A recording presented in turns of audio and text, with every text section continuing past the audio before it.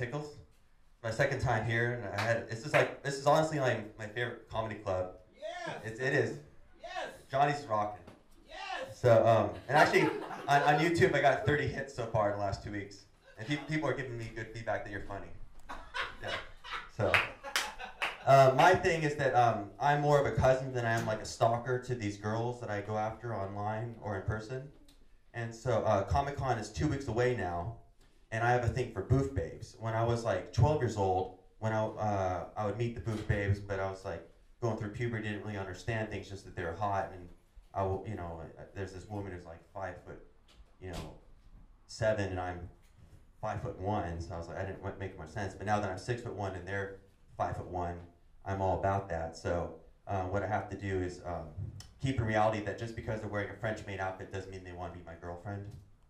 So what I have to do is I made art about this one that I was infatuated with, and then in the art I put her name or her last name in it. And I even invited her to an art show I had on campus at Cal State Long Beach. And I don't think she came. I invited like 7 bikini supermodels to the show. None of them showed up to the art show on the campus gallery. And I was really surprised at that. And my parents were like, you really expected all these bikini models to come to your art show? Like, what is wrong with you? They said, did we do that bad of a job raising you? Can we put you in a mental hospital? And I was like, oh, come on, Dad. We just had dinner. You gonna razz me about this? And he's like, yes, I am. So let's see.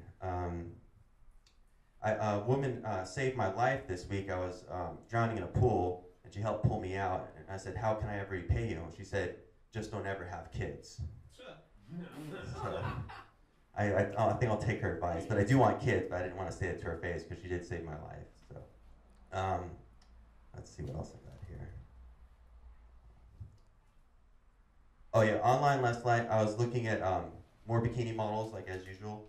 And there's this new one I found out about who's an Italian Playboy model, and I'm more of a butt man than I'm a breast man, so I felt kind of like slimy about the fact that I found her so attractive.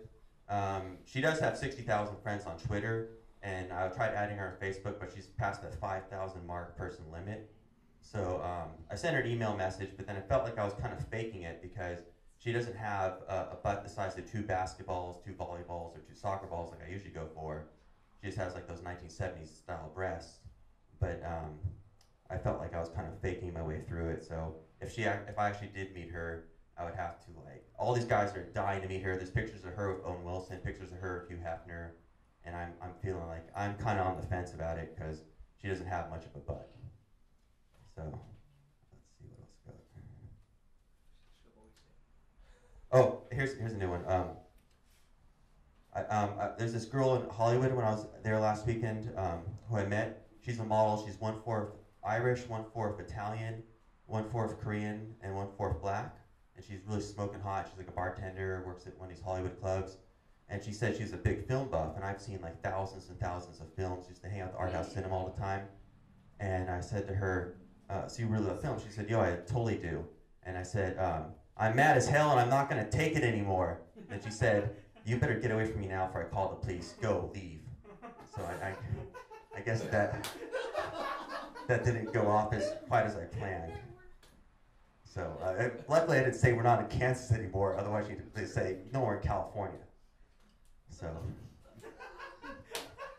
when I was 12 years old, my sister had to sit down with me and explain that there's no such thing as the tooth fairy.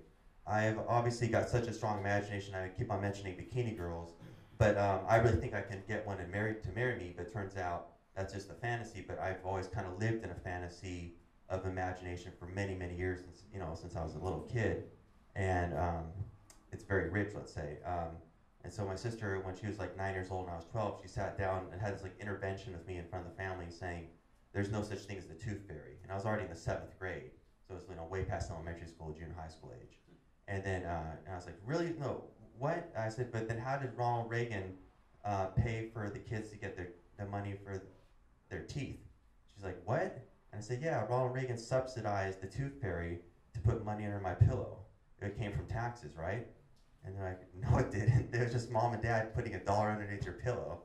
I had always assumed all these years that the tooth fairy is like this magical entity that was somehow working for the government, like the way the postal or like Amtrak, or or something like that, or SSI or whatever, that you would work for the government as a tooth fairy, and whoever the president would budget in you giving money for the kids. And certain kids in my class got, in the 3rd grade, got $2 for a tooth, and while I was still getting 50 cents.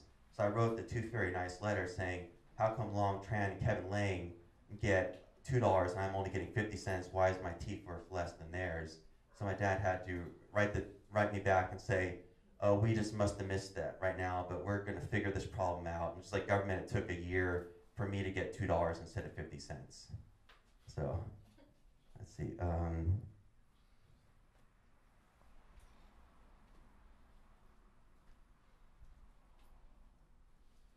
Yeah, I had a heckler.